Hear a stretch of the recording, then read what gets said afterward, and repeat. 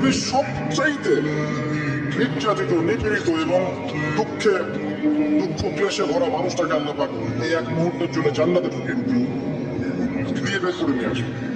বলবেন যে দুনিয়াতে দুঃখে ছিল, কষ্ট ছিল, এই ব্যক্তি বলবে আল্লাহ কষ্ট কি জিনিস আমি জানি, কষ্ট কাকে বলে আমি কষ্টের সংজ্ঞাই জানি না। এই ব্যক্তির তাকদীরে কি হবে পরে? এই ব্যক্তি জান্নাতের আরাফ নামক জায়গায় দাঁড়িয়ে থাকবে, চেহারাটা ঘুরিয়ে দেওয়া হবে জাহান্নামীদের দিকে।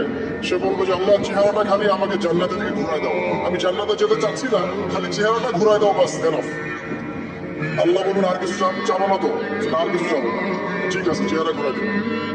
এবার চেহারা জান্নাতের দিকে ঘুরে আসে, জান্নাতের ধান, জান্নাতের নেয়ামতের স্নিগ্ধতা সব পাচ্ছে সে, এবং বলছে আল্লাহ শুধু দরজার কাছে নিয়ে যায় রেখে দাও, ঢুকতে চাবো না।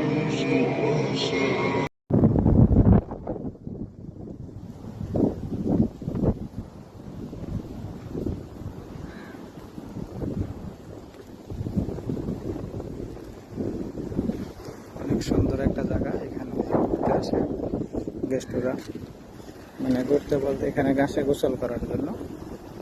এটা আমাদেরই করা কাজ। অনেক সুন্দর ঢেউ, এই পাথরগুলা এগুলা আমার হাতের কাজ করা। এখানে ঘুরতে আসে আর এটাতে মানে লবণ পানি থেকে উঠে এখানে এসে গোসল করে ভালো পানি দিয়ে।